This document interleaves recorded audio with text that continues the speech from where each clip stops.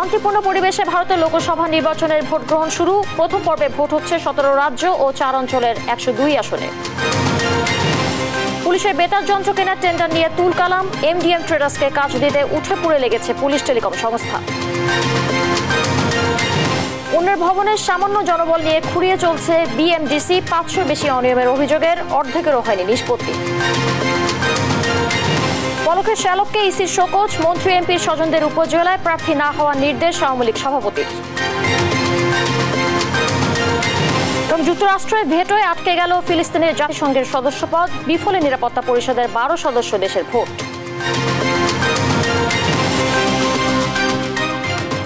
দেখছিলেন শিরোনাম সংবাদ সকালে, সঙ্গে আছে আমি করবি তৃষা। শুরুতেই ভারতের লোকসভা নির্বাচনের খবর।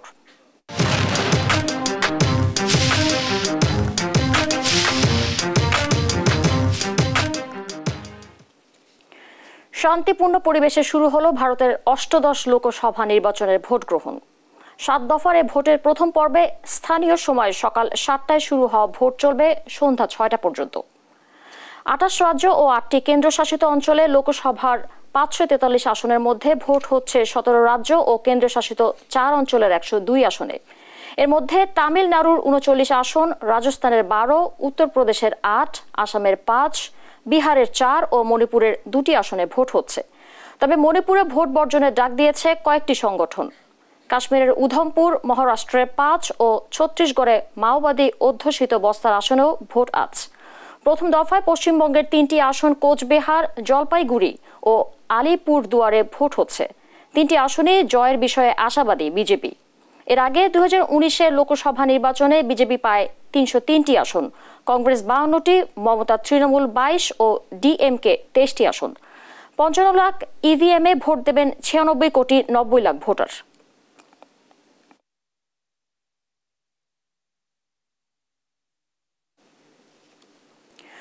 সুদিনের প্রতিশ্রুতিতে 2014 সালে ক্ষমতায় বসার পর 2 মেয়াদে টানা 10 বছর পার করেছে বর্তমান মোদী সরকার। তৃতীয় মেয়াদে ক্ষমতায় আসতে আরও একবার অগ্নি পরীক্ষার মুখে প্রধানমন্ত্রী নরেন্দ্র মোদী। আর তার 10 বছরের শাসনামলে ভারত অর্থনৈতিকভাবে কতটুকু এগিয়েছে তা নিয়েও চলছে নানা আলোচনা ও বিতর্ক। বিজেপির শাসনামলে ভারতের অর্থনীতি কেমন ছিল তার কিছুটা তুলে ধরেছেন রায়হান কবির শুভ্র। বিশ্বের সবচেয়ে বড় অর্থনীতির 5 দেশের একটি ভারত মোদীর নেতৃত্বে 2 মেয়াদে পার করেছে একে 10টি বছর। সামাজিক ও রাজনৈতিক বিতর্ক ছাপিয়ে অর্থনৈতিকভাবে ভারতকে কতটুকু এগিয়ে নিতে পেরেছেন তিনি তা নিয়ে বিভিন্ন মহলে রয়েছে নানা প্রশ্ন। কিছু সূচকের দিকে তাকালে দেখা যায় 10 বছরে ভারতের অর্থনীতির আয়তন হয়েছে দ্বিগুণ, মূলধনের বিচারে 3 গুণ হয়েছে পুঁজিবাজারের মূল্য। কিন্তু তারপরেও আশ্চর্যজনক তথ্য, এসবের ইতিবাচক প্রভাব খুব বেশি দেখা যায়নি সার্বিক প্রবৃদ্ধিতে। প্রত্যন্ত অঞ্চলগুলোতে বিনামূল্যে খাদ্য বিতরণ, গ্যাস বিদ্যুতের সংযোগ, বিনামূল্যে ইন্টারনেট, ডিজিটাল ব্যাংকিং সহ বেশ কিছু খাতে ব্যাপক পরিবর্তন এসেছে মোদীর শাসনামলে। এ সময়ে রাজস্ব আদায় হয়েছে উল্লেখযোগ্য পরিমাণে, ফলে বেড়েছে সরকারের উন্নয়নমূলক কর্মকাণ্ড। আলোর মুখ দেখেছে একাধিক মেগা প্রজেক্ট, বিদেশি বিনিয়োগ, 600 বিলিয়নেরও বেশি রিজার্ভ, এমনকি কঠিন সময়ে মূল্যস্ফীতি নিয়ন্ত্রণে রাখতেও দক্ষতা ও সফলতার ছাপ রেখেছেন মোদী। যদিও প্রায় একই সময়ে বেড়েছে ধনী গরিবের বৈষম্য, যা কিছুটা হলেও অস্বস্তিতে ফেলেছে ক্ষমতাসীন বিজেপিকে। 140 কোটি মানুষের দেশ ভারতের 90% মানুষের মাথাপিছু আয় $3,500-এরও কম। বেকারত্বের হারও ছাড়িয়েছে 7%-এর ঘর। এমনকি সরকারের খোলা সমালোচনা কিংবা বাক স্বাধীনতার অধিকার নিয়েও রয়েছে নানা অভিযোগ। এছাড়াও এনআরসির মতো বিষয় নিয়েও মোদী সরকারের সমালোচনায় মুখর বিরোধীরা। তবে নিন্দুকের মুখে ছাই দিয়ে আগামী 5 বছরে ইউরোপ, আমেরিকা কিংবা জাপানের মতো দেশগুলোকে পিছিয়ে ফেলার স্বপ্নে বিভোর গেরুয়া শিবির। রায়হান কবির শুভ্র, নিউজ ডেস্ক, দেশ টিভি। এবার অন্যান্য প্রসঙ্গ। পুলিশের বেতার যন্ত্র কেনা টেন্ডার প্রক্রিয়ার স্বচ্ছতা নিয়ে আদালতে যাওয়ার পরও মিলছে না সমাধান। নির্দিষ্ট একটি প্রতিষ্ঠানকে কাজ দিতে যেন উঠে পড়ে লেগেছে পুলিশ টেলিকম সংস্থা। প্রথম ধাপে প্রতিষ্ঠানটি স্যাম্পল টেস্টিংই বাদ পড়ে যাওয়ার আদালতের নির্দেশ অবজ্ঞা করে নতুন দরপত্র আহ্বান করা হয়েছে, যেখানে অংশ নেওয়া 3টি প্রতিষ্ঠানই অভিযোগ ওঠা এমডিএম ট্রেডার্স লিমিটেডের সহযোগী বলে প্রাথমিকভাবে প্রমাণ মিলেছে। নূপুর মাহমুদের রিপোর্টে দেখুন বিস্তারিত। কম্প্রেস বা বেতার যন্ত্র আইন শৃঙ্খলা পরিস্থিতি নিয়ন্ত্রণে রাখতে কিংবা নিজেদের মধ্যে যোগাযোগ রক্ষায় পুলিশ বাহিনীর কাছে সবসময় একটি অপরিহার্য ডিভাইস, যেটি সরবরাহ করে পুলিশ টেলিকম সংস্থা। তথ্য বলছে গত 4 বছরে গুরুত্বপূর্ণ এই ডিভাইসটি কিনতে 41টি দরপত্রের 40টি পায় এমডিএম ট্রেডার্স লিমিটেডের মাধ্যমে সিঙ্গাপুরের একটি প্রতিষ্ঠান। তবে আশ্চর্যের বিষয় হচ্ছে গত বছরের আগস্টে ডাকা দরপত্রের অংশ নিয়ে স্যাম্পল টেস্টিংয়ে বাদ পড়ে যায় প্রতিষ্ঠানটি, আর এতেই বাধে বিপত্তি। অভিযোগ উঠেছে ওই প্রতিষ্ঠানকে কাজ দিতে আদালতের আদেশ অবজ্ঞা করে নতুন দরপত্র আহ্বান করেন পুলিশ টেলিকম সংস্থা, যার প্রমাণও মেলে নতুন দরপত্রে অংশ নেওয়া প্রতিষ্ঠানগুলোর মালিকানার নাম দেখলে। আলাদা নামে দরপত্র জমা দিলেও 3 প্রতিষ্ঠানের মালিকানাই পাওয়া যায় একই ব্যক্তির, যারা আবার আগস্টে ডাকা দরপত্রে স্যাম্পল টেস্টিংয়ে বাদ পড়ে যাওয়া এমডিএম ট্রেডার্স লিমিটেডেরও মালিক। 3টা টেন্ডারে আমি এটা মালিক পক্ষ যদি হয়ে থাকে এটা কখনো গ্রহণযোগ্য নয়, এবং এটা যদি গোপন রাখে ফিফিআরে স্পষ্ট করে লেখা আছে ফিফিআর 2008-এ যে এটি দুর্নীতি এবং প্রতারণামূলক কার্য হিসেবে বিবেচিত হবে। আর কোনো প্রতিষ্ঠান দুর্নীতি এবং প্রতারণামূলক কার্য হিসেবে যদি প্রমাণিত হয়ে যায় তাকে 1 থেকে 2 বছরের জন্য ব্ল্যাক লিস্টেড করা হবে, অর্থাৎ উনি আর কোনো টেন্ডার করতে পারবে না। এই বিষয়ে পুলিশ টেলিকম সংস্থার কোনো বক্তব্য মেলেনি, তবে এমন প্রবণতাকে নৈতিকতার অবক্ষয় হিসেবে দেখছে টিআইবি। আইনের রক্ষক তারা যদি আইনের ভক্ষক হয়, যদি লঙ্ঘন করেন তারা তাহলে সেটা তো একেবারে মোটা দাগে সামারিলি রিজেক্টেড হওয়ার কথা, মানে কোনো অবস্থায় এটা গ্রহণযোগ্য হবে না। এটি এক। আর দ্বিতীয় হচ্ছে যে এটা কিন্তু সমাজে এক ধরনের বার্তা পৌঁছে দেয় যে আসলে যে কেউ মানে এই ধরনের সংস্থায় কর্মরত থাকলে অনিয়ম করতে পারে, যোগসাজশ করে দুর্নীতি করতে পারে এবং তারা জবাবদিহির মধ্যে থাকতে পারে। এটি তো গ্রহণযোগ্য হতে পারে না। স্বরাষ্ট্র মন্ত্রণালয় বলছে দরপত্রের জটিলতা নিয়ে আদালতের নির্দেশনার জবাব দিয়েছে তারা, তবে পুলিশ টেলিকম সংস্থার নতুন করে টেন্ডার আহ্বানের বিষয়ে কোনো মন্তব্য করতে রাজি হয়নি কেউ। নূপুর মাহমুদ, দেশ টিভি, ঢাকা। অনেকটা খুঁড়িয়ে চলছে Bangladesh medical and dental council BMDC. নেই নিজস্ব ভবন, 1.5 লাখ চিকিৎসক, 110 মেডিকেল কলেজ আর 50,000 মেডিকেল শিক্ষার্থীকে দেখভালের দায়িত্ব মাত্র 28 জন কর্মচারীর উপর। আছে চিকিৎসায় অবহেলাজনিত অভিযোগের বিচার কাজও। 20 বছরে 500-র বেশি চিকিৎসায় অবহেলার অভিযোগ জমা পড়লেও নিষ্পত্তি হয়নি অর্ধেকেরও। প্রতিষ্ঠানটির জনবল বৃদ্ধি, নিজস্ব ভবনে স্থানান্তরের পরামর্শ বিশেষজ্ঞদের। বিস্তারিত হাসান মাহমুদের রিপোর্টে। রাজধানীর বিজয়নগরের এ ভবনের 3য় তলায় দেশের স্বাস্থ্য খাতের সর্বোচ্চ নিয়ন্ত্রণের রাষ্ট্রীয় ও সাংবিধানিক প্রতিষ্ঠান Bangladesh medical and dental council বিএমডিসির কার্যালয়। সারা দেশের স্বাস্থ্য বিভাগের তদারকির সর্বোচ্চ প্রতিষ্ঠানের বর্তমান অবস্থা অনেকটাই রুগ্ন। চিকিৎসায় অবহেলার অভিযোগের নিষ্পত্তি, মেডিকেল ও ডেন্টাল শিক্ষার্থীদের নিবন্ধন, কোর্স শেষে চিকিৎসক হিসেবে নিবন্ধন, সরকারি বেসরকারি মেডিকেল কলেজের মান প্রণয়ন ও নিয়ন্ত্রণের দায়িত্ব প্রতিষ্ঠানটির। স্বাস্থ্য খাতের পুরো দায়িত্ব যে প্রতিষ্ঠানের, সেখানে কর্মকর্তা কর্মচারীর সংখ্যা মাত্র 28 জন। গেল 20 বছরে 500-র বেশি চিকিৎসা অবহেলাজনিত অভিযোগ জমা পড়লেও নিষ্পত্তি হয়েছে অর্ধেকের। এর বাইরে সরকারি বেসরকারি মেডিকেল কলেজগুলোর তদারকিতে লেগে যায় দীর্ঘ সময়। এই 29 জন স্টাফ নিয়ে পুরো বাংলাদেশে 1,40,000 চিকিৎসক এবং বিদেশি ডিগ্রি ডাক্তারদের শৃঙ্খলা সমস্ত কিছু আমাদেরকে দেখভাল করতে হয় হেলথ রেগুলেটরি বডি হিসাবে। সীমাবদ্ধতা এত বেশি যে আমরা সাংঘাতিক একটা নাজুক অবস্থার মধ্যে দিয়ে আপনাদেরকে আমরা স্যাটিসফাই করতে পারি না, দেশ ও জাতিকে অনেক সময় স্যাটিসফাই করতে পারি না। বিএমডিসি প্রতিষ্ঠাকালীন চিকিৎসকের সংখ্যা ছিল 10,000-এর মতো। বর্তমানে চিকিৎসক বেড়ে হয়েছে 1.5 লাখ। মেডিকেল কলেজের সংখ্যাও হয়েছে 3 গুণ। এর বাইরে চিকিৎসক সহকারীদের দেখভালের দায়িত্ব প্রতিষ্ঠানটির উপর। এ অবস্থায় দেশের সর্বোচ্চ এ প্রতিষ্ঠানের কার্যক্রম না বাড়ালে চিকিৎসা খাতের নৈরাজ্য কমানো যাবে না বলে মনে করছেন বিশেষজ্ঞরা। বিএমডিসির যে কার্যক্রম পরিচালনার জন্য যে বিএমডিসির যে অবকাঠামো এবং জনবল, সেই জনবলের যে উন্নয়ন সেভাবে হয়নি এবং সরকারের সহায়তা করা উচিত। তাদেরকে একটা জায়গা দেওয়া, যে বড় জায়গা দেওয়া, এবং যে জায়গায় তারা একটা অবকাঠামো তৈরি করে এবং জনবল নিয়োগ দিয়ে যে আপনার এই কার্যক্রমগুলোকে গতিশীল করবে। দেশের সরকারি মেডিকেল কলেজের দ্বিগুণ বেসরকারি মেডিকেল কলেজ। নানা অনিয়ম ও প্রয়োজনীয় অবকাঠামো না থাকার অভিযোগ প্রায়ই শোনা যায়। এসব প্রতিষ্ঠানের তদারকির দায়িত্ব বিএমডিসির উপর থাকলেও বর্তমান কাঠামোতে তা অসম্ভব।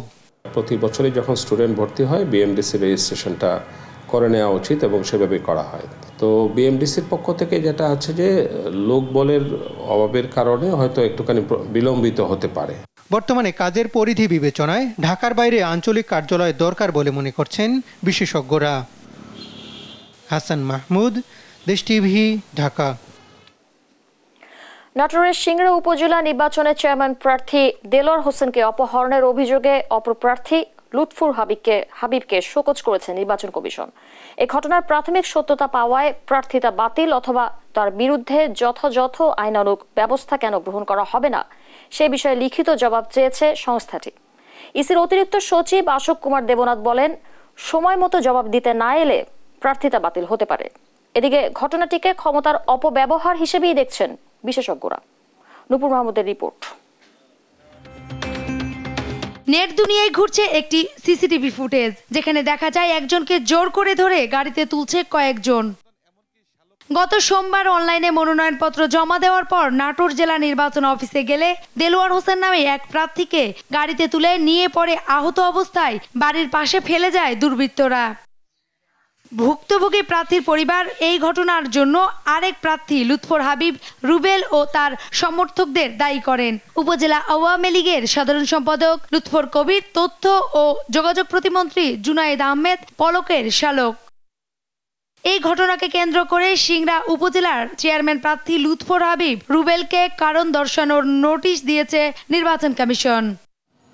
তবে ইসির অতিরিক্ত সচিব অশোক কুমার দেবনাথ বলেন, সময় মতো শোকজের জবাব দিতে না এলে প্রার্থিতা বাতিল হতে পারে। তদন্ত রিপোর্টে যা আসছে উনি একজন প্রার্থীকে অপহরণের সাথে ওনার নাম আসছে বিভিন্ন ভাবে। কমিশন ব্যবস্থা নিবে। এখন এই কি করবে কমিশন? প্রার্থী আইনি বিধান রয়েছে। এদিকে ঘটনাটিকে ক্ষমতার অপব্যবহার বলেই দেখছেন বিশেষজ্ঞরা। নির্বাচিত পদ কিংবা সরকারি দলের পদ, তারাও এই বল প্রয়োগের ক্ষমতাটা ব্যবহার করেন। তারা বল প্রয়োগের ক্ষমতাটা ব্যবহার করেন এই যে প্রথমত ওই যে সরকারের বিরোধী যারা বিরোধী দল তাদের বিরুদ্ধে, আর যখন বিরোধী দল থাকে না তখন নিজেদের মধ্যে যারা দুর্বল অপেক্ষাকৃত কম গুরুত্বপূর্ণ পদে। দেলোয়ার হোসেন মনোনয়নপত্র দাখিল না করলে লুৎফর হাবিব একক প্রার্থী হিসেবে বিনা প্রতিদ্বন্দ্বিতায় নির্বাচিত হতেন। নূপুর মাহমুদ, দেশ টিভি, ঢাকা। এবার উপজেলা নির্বাচন অবাধ সুষ্ঠু করতে মন্ত্রী ও সংসদ সদস্যদের পরিবারের সদস্য এবং আত্মীয় স্বজনকে নির্বাচন না করতে নির্দেশ দিয়েছেন আওয়ামী লীগ সভাপতি শেখ হাসিনা। দলীয় প্রধানের এই নির্দেশে দায়িত্বপ্রাপ্ত সাংগঠনিক সম্পাদককে জানিয়ে দিয়েছেন দলের সাধারণ সম্পাদক ওবায়দুল কাদের। নির্বাচনের সহিংসতা করলে মুখোমুখি হতে হবে কঠোর শাস্তির। তৌফিক মাহমুদ মুন্নার বিশেষ রিপোর্ট। প্রথম ধাপের উপজেলা নির্বাচনের আর বেশি দিন বাকি নেই। এই নির্বাচন ঘিরে বাড়ছে মন্ত্রী এমপিদের প্রভাব। স্ত্রী সন্তান এমনকি শ্যালককে একক প্রার্থী করতে চলছে সর্বোচ্চ ক্ষমতার অপব্যবহার। কোথাও মানা হচ্ছে না ক্ষমতাসীন আওয়ামী লীগের কেন্দ্রের সিদ্ধান্ত।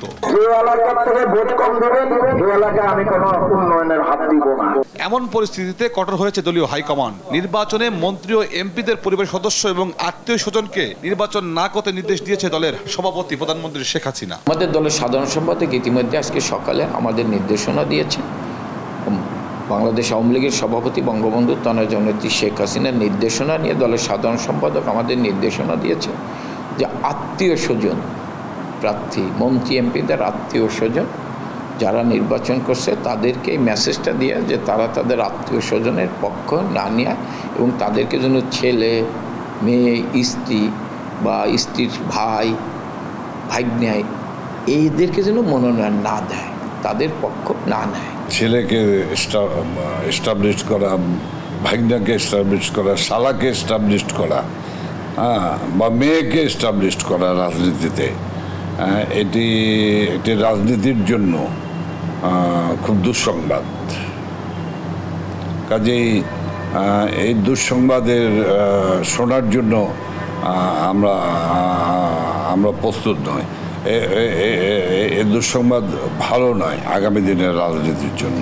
নির্বাচন সামনে রেখে কঠোর মনিটরিং করছে কেন্দ্র, কেউ সহিংসতায় জড়ালে কোনো ছাড় নয়, এমন সতর্ক বার্তা নেতাদের। দলীয় সিদ্ধান্ত কার্যকর করার জন্য তার সাথে, কারণ তিনি যদি একটি পক্ষ নেয়, যদি একজন প্রার্থীর পক্ষ নেয়, হয়তো বাকি 4 জন প্রার্থী যারা রয়েছেন তারা বিপক্ষে দাঁড়িয়ে যাবে।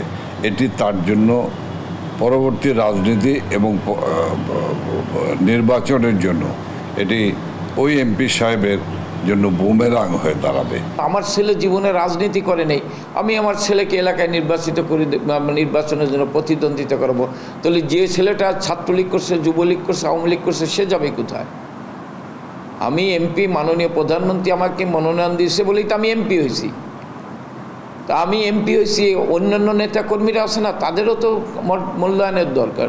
তো তারা যথার্থ ইলেকশন করবে। সেই ক্ষেত্রে যদি আমি এমপি সাহেব আমার ছেলে জীবনে রাজনীতি করে না, আমি তাকে ওই এলাকার নির্বাচনে দাঁড় করে মানুষকে ভয় দেখালাম, মুক্তি দেখালাম, এইটা যাতে করতে না পারে, এই কারণে মাননীয় প্রধানমন্ত্রী আমাদের এই নির্দেশনা দিয়েছে। এরই মধ্যে প্রভাব বিস্তারকারী মন্ত্রী এমপিদের দলীয় সভাপতির নির্দেশ দেওয়া শুরু করেছেন দায়িত্বপ্রাপ্ত সাংগঠনিক সম্পাদকরা।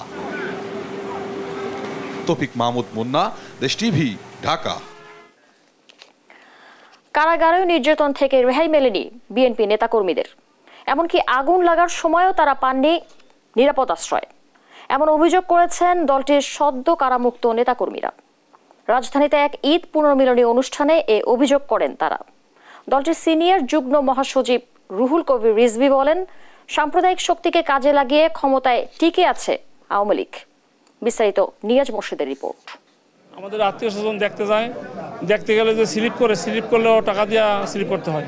যে মারা মারছে এই বাম পায়ে আমার সর্বোচ্চ একটা নাপা আর একটা গ্যাস্ট্রিকের বড়ি দেওয়া হয়েছে। কারো বিরুদ্ধে রাজনৈতিক মামলা, আবার কারো বিরুদ্ধে একাধিক মিথ্যা মামলার অভিযোগ।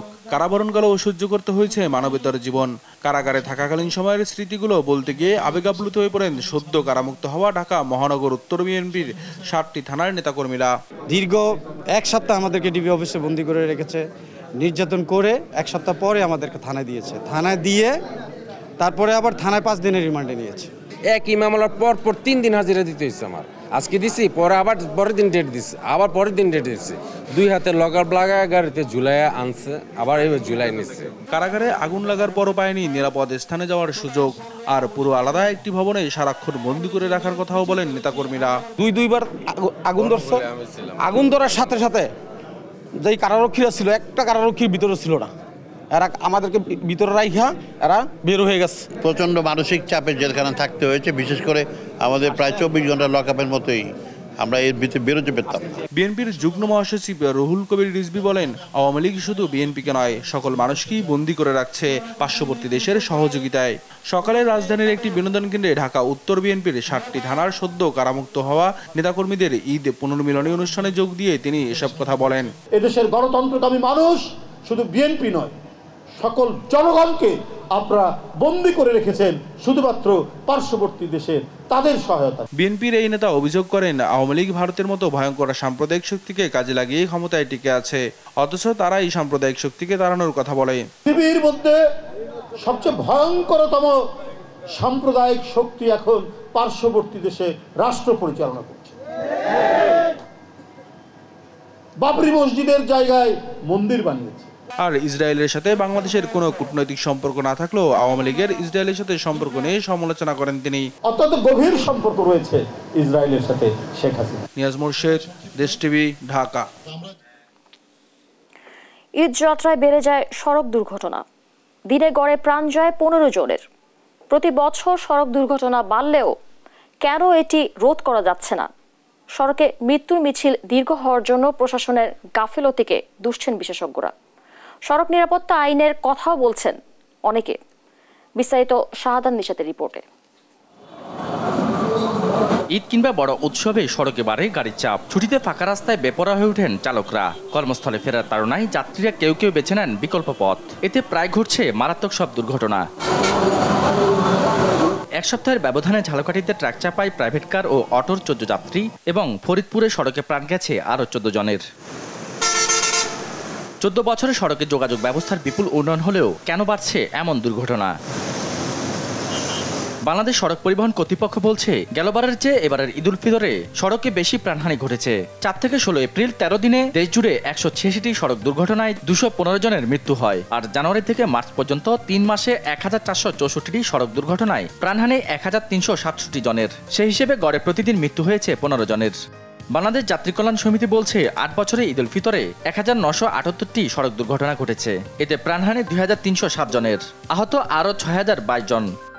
রোড সেফটি ফাউন্ডেশনের মতে 5 বছরে সারা দেশে 28,000 সড়ক দুর্ঘটনায় মৃত্যু হয় 31,000-এর বেশি মানুষের। গড়ে বছরে প্রাণহানি 6,000-এর বেশি। সড়ক দুর্ঘটনা নিয়ন্ত্রণে চালকদের অদক্ষতাকে দুষছেন নিরাপদ সড়ক চাই সংগঠন ও বিশেষজ্ঞরা। চালক না চাইলে হেল্পারও গাড়ি চালানোর চেষ্টা করে, ফলে দেখা যাচ্ছে দুর্ঘটনা ঘটে এবং মোটরসাইকেলের যে আধিক্য থাকে রাস্তায় সেটাও একটা বড় কারণ, এবং পথচারী বা জনসাধারণের বা যাত্রীদের তো অসচেতনতাও কিন্তু ব্যাপকভাবে আমরা লক্ষ্য করি। দুর্ঘটনার কারণগুলো প্রথম হলো গিয়ে যে অদক্ষ চালক যদি হয় এবং বেপরোয়া চালক যদি হয়। চালক মনে করেন দক্ষ হতে পারে, কিন্তু সে যদি তার মানসিকভাবে যদি সে বেপরোয়া হয় এবং তার যদি একটা উগ্র মস্তিষ্ক যদি থাকে, সবসময় যদি ওভারটেকিং করার টেন্ডেন্সি তার মধ্যে যদি কাজ করে, দুর্ঘটনা ঘটবে। জরিমানার বিধান জোরদারের কথাও বলছেন তারা। একটা আইনকে যদি শক্ত না করে, শক্তিশালী না করে এবং সেই আইনকে যদি বাস্তবায়ন না করে, তাহলে আপনি কি দিয়ে আপনি আমাকে বলেন তো সড়ক দুর্ঘটনা আপনি কমাবেন কি দিয়ে? মুখ দিয়ে, মুখের কথা। ঈদের আগে যেমন মনিটরিংটা থাকে, ঈদের পরেও মনিটরিংটা থাকতে হবে, গতিসীমা যাতে চালকরা মেনে চলে সেই বিষয়ে নজরদারি এবং আইন প্রয়োগ করতে হবে। সড়ক দুর্ঘটনা রোধে চালক এবং যাত্রীদের আইনের প্রতি শ্রদ্ধাশীল হবার পরামর্শ বিশেষজ্ঞদের। সাদাত নিশাদ, দেশ টিভি, ঢাকা।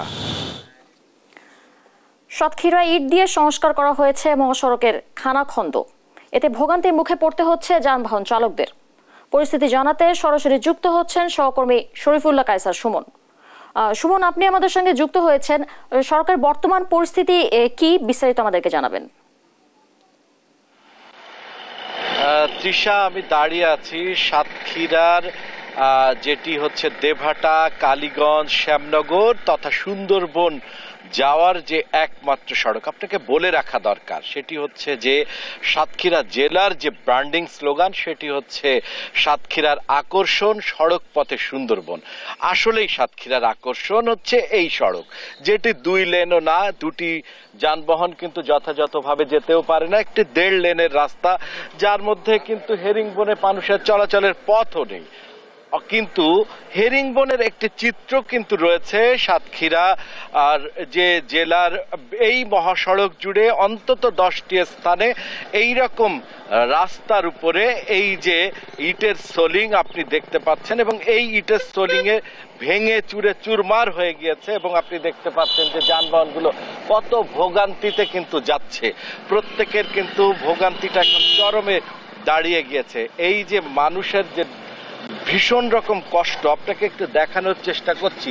এই হেরিংবন এইগুলো কিন্তু একটি বিশেষ পরিস্থিতিতে দেয়া হয়েছিল তিশা। এখন আজকে কিন্তু সেই জায়গাটিতে কিন্তু এই ইটগুলো কিন্তু মানে নষ্ট হয়ে গিয়েছে, খোয়াতে রূপান্তরিত হয়েছে। বিশেষ পরিস্থিতিতে দেয়া এই খোয়াগুলো কিন্তু যুগের পরে যুগ কেটে গিয়েছে, কিন্তু এই ইট খোয়াগুলো কিন্তু এখান থেকে সরছে না, এবং মানুষের এই 1.5 লেনের এই রাস্তায় মানুষের যে ভোগান্তি, এই ভোগান্তি কিন্তু এখানকার মানুষ যারা যাতায়াত করছে তারা কিন্তু জানে। কারণ এখানে এই 4-5টি উপজেলার মানুষের যাওয়ার এই একমাত্র মহাসড়ক, এবং একই সাথে কিন্তু এটি কিন্তু এই যে স্বাস্থ্যকেন্দ্রগুলোয় যাওয়ারও এই একটি মাত্র রাস্তা। তার যে পরিস্থিতি, এই পরিস্থিতি মানুষকে চূড়ান্ত ভোগান্তিতে ফেলেছে। এবং সড়ক বিভাগ, সড়ক ও জনপথ বিভাগ এ ব্যাপারে কিন্তু একদম একেবারে চুপচাপ। এটি নিয়ে যতই কথা বলা হোক তাদের মধ্যে একটা প্রবণতা হচ্ছে এ নিয়ে যেন তারা কিছুই করবে না। আমরা যুক্ত করছি এখানকার স্থানীয় একজনকে। এই পরিস্থিতিতে ভোগান্তিটি কোন পর্যায়ে এসে দাঁড়িয়ে? এই পরিস্থিতি ভোগান্তি মারাত্মক পর্যায়ে পৌঁছাইছে। এখন তো চলাচল করা দুর্বিষহ সকল মানুষের, বিশেষ করে আপনি দেখছেন যে এখানে কিন্তু মানুষের যে দুর্ভোগ, সেই দুর্ভোগের কথাই আমরা শুনছিলাম। এখানে এই যে দাঁড়ানোর ফলে কিন্তু এখানে কিন্তু অনেকগুলো যানবাহনের জ্যামও সৃষ্টি হয়ে গিয়েছে তৃষা। কিন্তু এই যে ইটেস্টলিং যুগের পর যুগ চলে যাচ্ছে, কিন্তু কোনোভাবেই এটির কোনো পরিবর্তন দেখাতে পাচ্ছে না এবং সড়কের উন্নতি ঘটছে না। এই ছিল তৃষা সাতক্ষীরার যে মহাসড়কের যে চিত্র তার সর্বশেষ। ধন্যবাদ আপনাকে। দর্শক, সাতক্ষীরা সড়ক পরিস্থিতির সবশেষ খবর শুনছিলাম সহকর্মী শরীফুল্লাহ কায়সার সুমনের কাছ থেকে। সংবাদ সকালে আরো থাকছে। নড়াইলে মিঠা পানিতে গলদা চিংড়ির বাণিজ্যিক চাষে লাভবান কৃষকরা, দেশের গণ্ডি পেরিয়ে যাচ্ছে বিভিন্ন দেশে।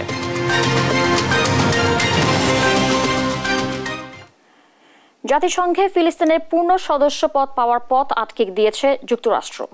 বৃহস্পতিবার নিরাপত্তা পরিষদে এ সংক্রান্ত প্রস্তাবে ভেটো দেয় দেশটি। খসড়া প্রস্তাবটিতে ফিলিস্তিনকে জাতিসংঘের সদস্য হিসেবে অন্তর্ভুক্ত করতে 193 সদস্যের জাতিসংঘ সাধারণ পরিষদের প্রতি সুপারিশ করা হয়েছিল। এতে 15 সদস্যের নিরাপত্তা পরিষদে 12টি দেশ পক্ষে ভোট দেয়। ভোট দেওয়া থেকে বিরত থাকে যুক্তরাজ্য ও সুইজারল্যান্ড, আর বিপক্ষে ভোট দেয় যুক্তরাষ্ট্র।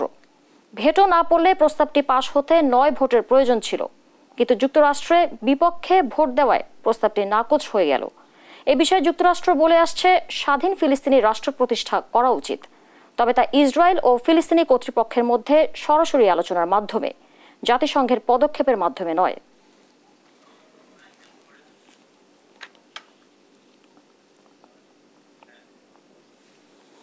দেখছেন সংবাদ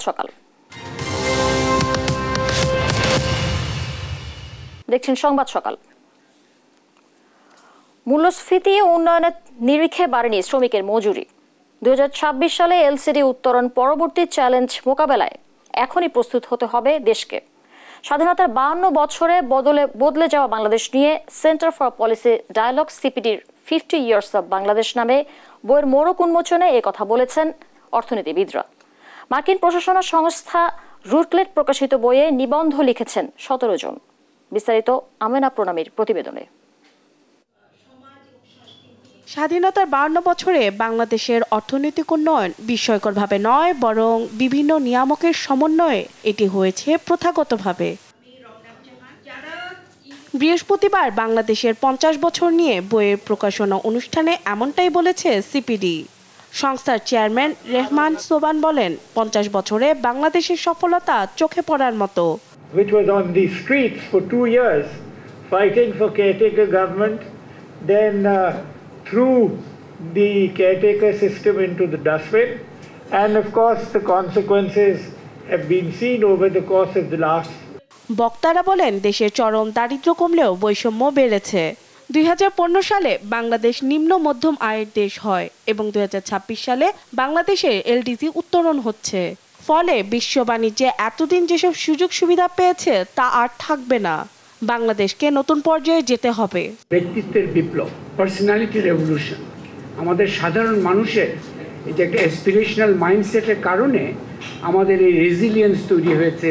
শত বিপদের মধ্যে আগাবার স্পৃহাটা অক্ষুণ্ণ থেকেছে। Livestock definition of poverty line, সেখান থেকে বের হওয়ার পরে খুব বেশি এগোনো যায় না, এখানে একটা বাধার সম্মুখীন হতে হয়। সেই কারণেই বৈষম্য বাড়ছে, দরিদ্রতা কমা সত্ত্বেও। গরিবদের ক্ষেত্রে এই ডেভেলপমেন্টগুলো হয়েছে শামুকের গতিতে বা আরেকটু কম গতিতে, আর ওদের ক্ষেত্রে কোনো কোনো ক্ষেত্রে রকেটের গতি। এই কারণে ডিসপ্যারিটিটা বেড়ে গেছে। সিডিপির সম্মানীয় ফেলো রৌনক জাহান বলেন, অর্থনীতি ভালো থাকলেও রাজনীতি নিয়ে হতাশা তৈরি হয়েছে। আরেক ফেলো মুস্তাফিজুরের শঙ্কা, বাংলাদেশ আগামীতে মাধ্যম আয় বা ঋণের ফাঁদে পড়তে পারে। প্রথম প্রজন্মের যে চ্যালেঞ্জগুলি ছিল বাংলাদেশের সামনে, সেটা আমরা মোটামুটি একটা ভালোভাবে সেটা আমরা মোকাবেলা করেছি, কিন্তু এই সাফল্য আমাদেরকে দ্বিতীয় প্রজন্মের চ্যালেঞ্জের সামনে নিয়ে গিয়েছে। এই দ্বিতীয় প্রজন্মের চ্যালেঞ্জগুলোকে আমরা কিভাবে মোকাবেলা করতে পারবো আগামীতে, এটার উপরে কিন্তু নির্ভর করবে যে বাংলাদেশের স্বল্পোন্নত দেশ থেকে উত্তরণ টেকসই হবে কিনা। অর্থনীতি, রাজনীতি, সমাজ, সংস্কৃতি সব ব্যাপারে বিপুল একটা পরিবর্তন হয়েছে।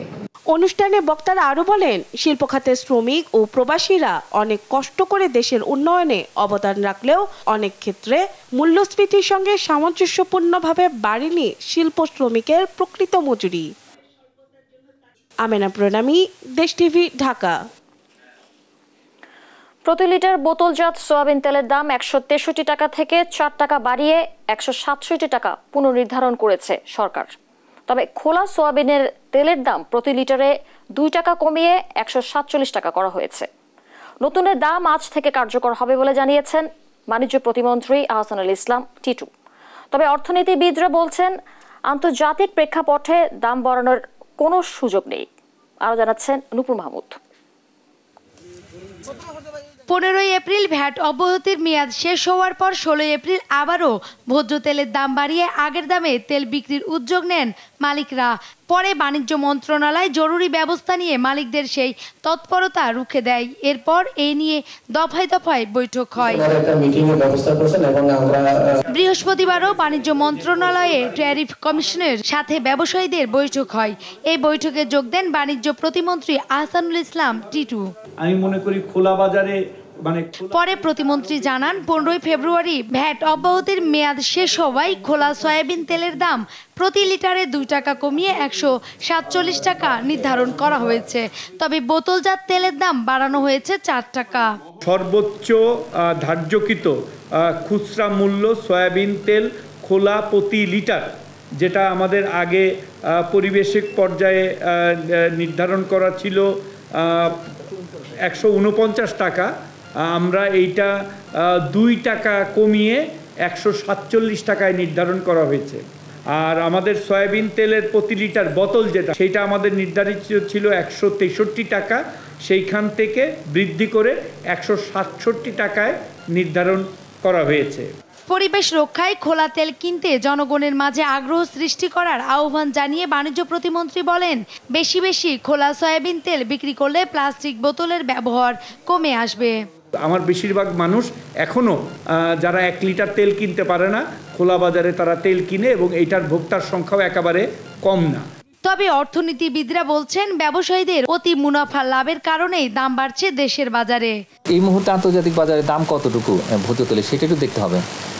যতটুকু তথ্য রয়েছে ততটুকু থেকে জানা যাচ্ছে যে আসলে আন্তর্জাতিক বাজারে তেলের দাম বাড়েনি, বরং এই যেমন স্থিতিশীল রয়েছে এবং একই সঙ্গে দামটা একটু নিম্নমুখী, যাতে খুচরা ব্যবসায়ীরা কোনো রকম সংকট তৈরি না করে এই মুহূর্তে, সেটা একটু নজর দিতে হবে। আন্তর্জাতিক বাজারে বর্তমানে সয়াবিনের দাম নিম্নমুখী বলেও জানান এই বিশেষজ্ঞ। নূপুর মাহমুদ, দেশ টিভি, ঢাকা। সংবাদ সকালে আরো থাকছে। উখিয়া টেকনাফের সাবেক এমপি বদি রায়ের উৎস নিয়ে স্থানীয়দের প্রশ্ন, মাদক কারবারের সংশ্লিষ্টতা তদন্তে নেমেছে সিআইডি।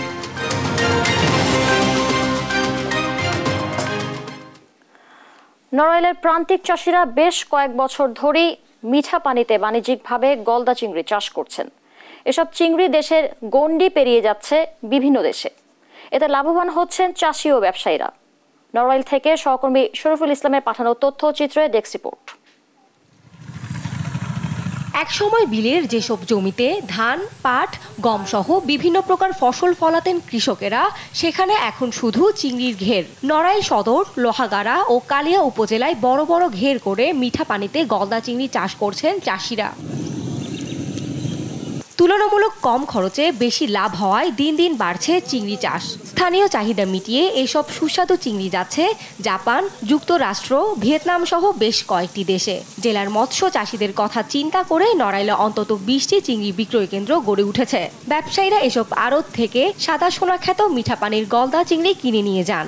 ধান চাষে লস হওয়ার কারণে আমাদের দেশের কৃষকরা ঘের অর্থাৎ চিংড়ি চাষে উদ্বুদ্ধ হয়েছে। আমাদের এই ঘের থেকে, এই কুমড়ি থেকে কয়েক কোটি টাকার মাছ বিক্রি হয়।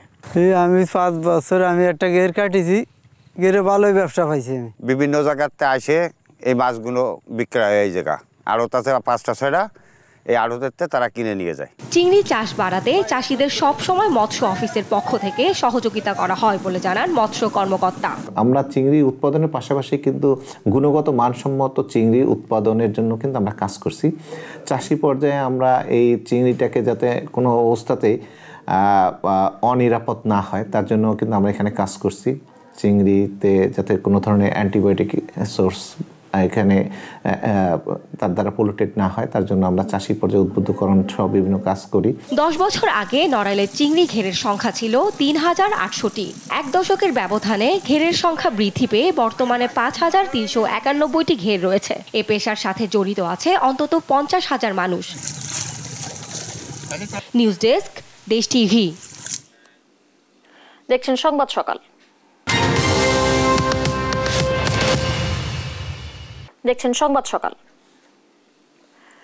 সাবেক সংসদ সদস্য আব্দুর রহমান বদির আয়ের উৎস নিয়ে প্রশ্ন জনমনে। তার 2 ভাইয়ের বিরুদ্ধে মাদক কারবারের সংশ্লিষ্টতা পাওয়ার অভিযোগ নিয়ে তদন্তে নেমেছে সিআইডি। আজ তার প্রতি ইঙ্গিত দিয়েছেন স্থানীয় আওয়ামী লীগ সভাপতিও। যদিও স্ত্রীকে সংসদ সদস্য বানিয়ে সবকিছুকে থোড়াই কেয়ার করছেন বদি। আরো জানাচ্ছেন সৌরভ দেব। এভাবে টাকা বিলিয়ে বেড়ানো সাবেক সংসদ সদস্য আব্দুর রহমান বদি আসলে এত টাকা কই পান, এমন প্রশ্ন অনেকের মনে। বদির বিরুদ্ধে মাদক কারবারের অভিযোগ বেশ পুরনো। সম্প্রতি বদির আপন 2 ভাইয়ের বিরুদ্ধে মাদক কারবারের সংশ্লিষ্টতা পাওয়ার পর পুলিশের অপরাধ তদন্ত বিভাগ সিআইডি বলছে বদির বিষয়েও তদন্ত চলছে। অবশ্যই আমরা যেটাই আমরা পাবো সেটাই আমরা নেব, যেমন তার অনুসারীও আছে এবং তার ভাইরাও আছে। বদির স্ত্রী শাহিন আক্তার এখন কক্সবাজারের উখিয়া টেকনাফ এলাকার সংসদ সদস্য, কিন্তু স্ত্রী যেন শোপিচ। সমস্ত ক্ষমতা ব্যবহার করেন বদি। এই ক্ষমতা তিনি কেন ব্যবহার করেন? নিজের রাজত্ব ধরে রেখে আসলে তিনি কি করতে চান? দেশ টিভির কাছে বিভিন্ন সময় স্থানীয় আওয়ামী লীগ নেতারাও টেকনাফে মাদক সাম্রাজ্যের জন্য বদিকে ইঙ্গিত করেছেন। যে কক্সবাজারের মধ্যে না সারা বাংলাদেশের মধ্যে টেকনাফ পরিচিত মাদকের কারণে আমরা এখান থেকে বের হয়ে এসে আমি এখানে একজন নতুন তরুণ শিক্ষিত একজন নতুন জনপ্রতিনিধি দরকার। তার এমপি হিসাবে নির্বাচিত হলো, তাকে দলীয় কোনো কর্মসূচিতে আমরা দেখি নাই, জাতীয় কোনো কর্মসূচিতে তাকে আমরা পাই নাই। এই সাইনবোর্ড ব্যবহার করে তিনি ফক্সি এমপি হিসাবে এই যে এমপিগিরি করার জন্য এই সুযোগটা নিতে চাচ্ছে। এর আগে আয় বহির্ভূত সম্পদ অর্জনের অভিযোগে বদির বিরুদ্ধে 2014 সালের 21 আগস্ট রমনা থানায় অভিযোগপত্র দেয় দুদক, যার জন্য সংসদ সদস্য থাকাকালীন কারাদণ্ড ভোগ করেন তিনি। পরে উচ্চ আদালত থেকে জামিন পান। সৌরভ দেব, দেশ টিভি, কক্সবাজার। কুষ্টিয়ায় এক হতদরিদ্র পরিবারের পৈতৃক সম্পত্তি জবরদখলের অভিযোগ উঠেছে ইউনিয়ন আওয়ামী লীগের এক নেতার বিরুদ্ধে। দলিল বা কোনো কাগজপত্র না থাকলেও দীর্ঘদিন ধরে ক্ষমতার অপব্যবহার করছেন ভোগ দখল। সামান্য সম্বলটুকু ফিরে পেতে দাঁড়ে দাঁড়ে ঘুরেও কোনো সুরাহা পায়নি অসহায় পরিবারটি। ইরফান রানার ক্যামেরায় কুষ্টিয়া থেকে নাহিদ হাসান তিতাসের রিপোর্ট।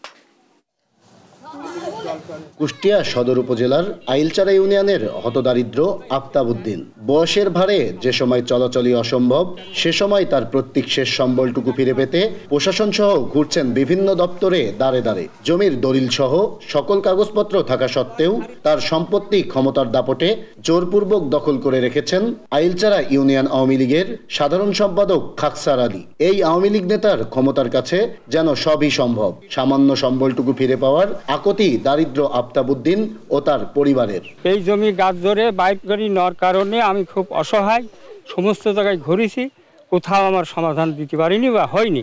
হবে না, সে হচ্ছে আওয়ামী লীগের সেক্রেটারি, যার জন্য যার কাছেই যাচ্ছি সেই তার হয়ে যাচ্ছে। খাকসার আলী জোয়ারদার, ওনার যে ভাই ভাইস্তে আছে ওনারা সবাই ভোগ দখল করে আছে জোরপূর্বক। ভুয়া কাগজপাতি তৈরি করে উনি এখন এই জমিটার ওই বলটাই উনি করে জমিটা ছাড় দিচ্ছেন না। আমরা যাতে ন্যায্য বিচার পাই এবং আমাদের বাপদাদার পূর্বপুরুষের সম্পত্তি আমরা যাতে আমাদের ফেরত পাই। এলাকাবাসী ও স্থানীয় জনপ্রতিনিধিরাও বলছেন এই জমি আফতাব উদ্দিনদের পৈতৃক সম্পত্তি। বেশ কয়েকবার সালিশ বৈঠক করেও আওয়ামী লীগ নেতার দখলের হাত থেকে রক্ষা করা যায়নি এই সম্পত্তি। তার ক্ষমতার কাছে যেন সবাই অসহায়। টাকার বান্ডিল আছে এবং নিজের সেক্রেটারি উপর মহলে যা কিছু করার দরকার করে এসে এদের জিনিসটা ভায়োলেট করে দিচ্ছে। কাগজপাতি সবই তো এদের নামে, যারা জোরকারী দখল করে খাচ্ছে এদের কোনো জমি থেকে কাগজপাতি নাই। এরা একটা মিটিশনে কাগজ দেখাচ্ছিল ভুয়া। এরা হচ্ছে যারা বর্তমান জমিটা দখল খাচ্ছে, এরা হচ্ছে প্রভাবশালী, বর্তমান যাদের জমি এরা খুবই নিরীহ মানুষ। তবে অভিযুক্ত ওই আওয়ামী লীগ নেতা খাকসার আলীর দাবি এটি তাদের পৈতৃক সম্পত্তি, দীর্ঘদিন ধরে তারাই ভোগ দখল করে আসছেন। আমরা 100 বছর আগে আমার বাপ দাদারা সেখানে পুকুর কাটছে, সেই পুকুর আমরা ভোগ দখল করে সব আছে, আমাদের দলিল আছে, মাঝখানে ওদের নামে রেকর্ড আছে, এইটা আছে সমস্যা। আমরা রেকর্ডের বিরুদ্ধে অলরেডি আমরা কোর্টে আমরা সমর্থ কোর্টে কেস করছি এবং 100 বছর আমাদের দখলে। আর পুলিশ বলছে এ বিষয়ে একবার বসাবসি হয়েছে থানায়, বিষয়টি সমাধানে কাজ করছেন তারা। ওটা নিয়ে আমি একদিন বইছিলাম, ওদের নিয়ে বইছিলাম, বসে আসলে সেদিনকে আর কিছু হয়নি, ওই কাগজপত্র আমার কথা ছিল, কালকে ডেট দিচ্ছে কোথায়। হতদারিদ্র এই পরিবারের শেষ সম্বল 29% সম্পত্তি দ্রুত ওই প্রভাবশালী নেতার জবরদখল থেকে মুক্ত করতে প্রশাসনের হস্তক্ষেপ চাই স্থানীয়রা।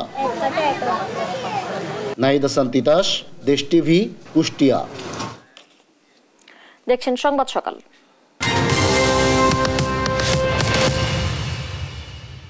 দেখছেন সংবাদ সকাল। এবার খেলার সংবাদ।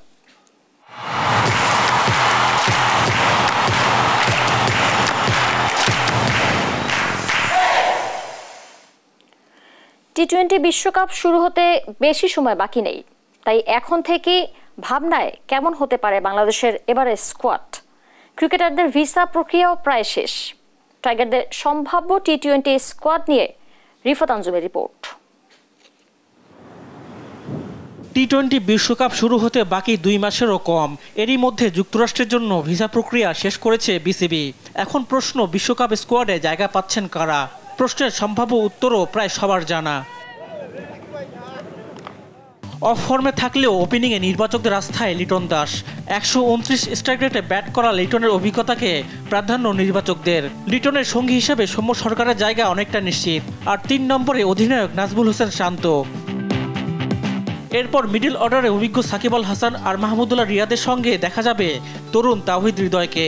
বিপিএলে দারুণ পারফর্ম করা পেস বোলিং অলরাউন্ডার সাইফুদ্দিনের জায়গাটাও প্রায় নিশ্চিত। ফিনিশিংয়ে জায়গা পেতে পারেন জাকের আলী অনিক আর leg spin allrounder Rishad Hossain.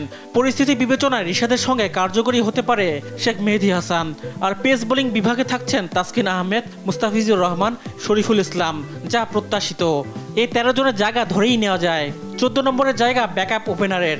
আর এই দিক দিয়ে সবচেয়ে এগিয়ে তানজিদ হাসান তামিম।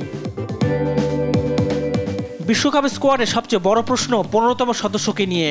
কন্ডিশন বিবেচনায় অতিরিক্ত পেসার নিলে তানজিম হাসান সাকিবের নাম আসবে। তবে স্কোয়াডে 4 পেসার থাকায় সাকিব জায়গা না পেলেও অবাক হওয়ার কিছুই থাকবে না। অতিরিক্ত ব্যাটার হিসেবে কাউকে জায়গা দিলে ফিনিশিংয়ে শামীম পাটোয়ারি, আর স্পিনার হলে তানভীর ইসলাম কিংবা এলিসাল ইসলাম থাকতে পারে পছন্দের তালিকায়।